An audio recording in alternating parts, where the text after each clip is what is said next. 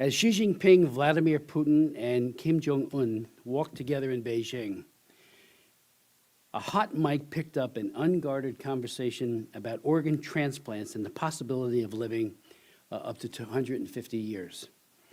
This was not a macabre small talk amongst aging dictators. It was a glimpse behind the curtain, a glimpse into a world where human beings can be treated as interchangeable parts to prolong the lives of autocrats. But forced organ harvesting is not healing. It is murder, masquerading as medicine. Today, this commission examines one of the most barbaric human rights atrocities of our time, the forced harvesting of organs from prisoners of conscience, death row inmates, and other vulnerable people, especially in communist China. Let me be clear, ethical organ transplantation is noble and life-saving. But what we are examining today is the polar opposite. It is a conversion of the imprisoned and persecuted into inventory. Hearts, livers, kidneys, lungs, corneas, taken from living, sold to the desperate, hidden behind hospital walls, protected by secrecy, corruption, fear, and state power.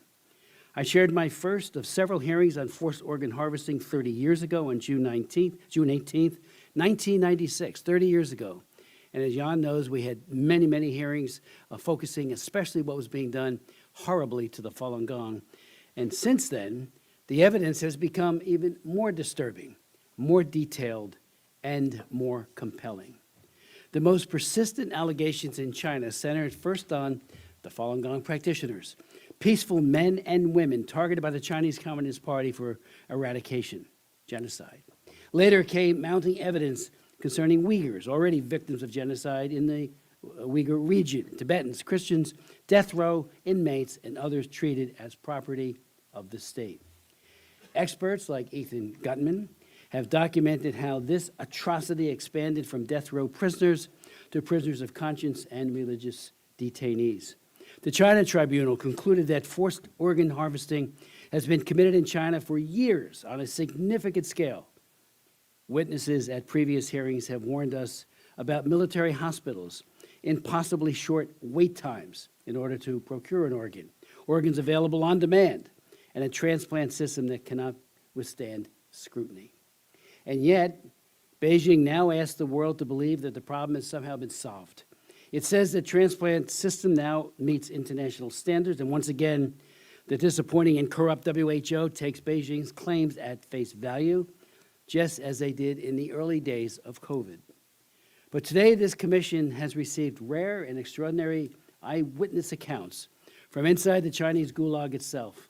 Ali Montavalian written submission details his incarceration in a PLA-linked prison hospital near Shanghai, and Kalibor Sadiq's testimony from the detention camps in the Uyghur region. Together, their accounts shatter Beijing's fiction that its transplant system is voluntary, transparent, and compliant with international standards.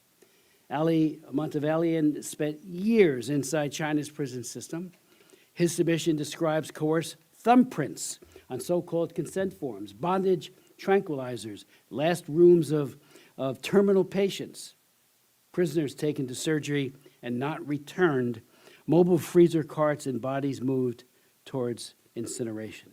His account strikes at the heart of Beijing's favorite defense. The Chinese Communist Party told the world it had ended the use of executed prisoners' organs. And I would just again point out parenthetically, and Sam will remember this, Sam Brownback, Harry Wu brought over a guard who brought evidence that was absolutely compelling, and he testified in the late 90s. And he pointed out that the ambulances would be lined up one after the other. They would shoot the prisoner, not to kill, but to just put them into a coma, take their organs, and then that individual would die. And you know, that was almost 30 years ago. The 30-year-ago hearing didn't have that, but Harry Wu was just amazing in what he brought forward. And there were people in the administration then that didn't want to hear that. And we tried, but they didn't want to hear it. Inside the prison hospital system in 2020 and 2021, years after being told the world it had stopped taking organs from prisoners. Ali says he saw unconscious, shackled men, known as sleepers, brought by armed personnel directly into the surgery rooms. They never returned. My God, what a nightmare. This is not voluntary donation. This is execution by organ extraction. Mr. Sadiq brings us inside another part of the Chinese Gulag, the camps of the Uyghur region. I will not summarize his testimony in detail because in just a few minutes she will speak for herself. But her account shows a system where human beings are reduced to commodities, where state controls the body as well as the mind, and where coercion and fear are used to destroy dignity.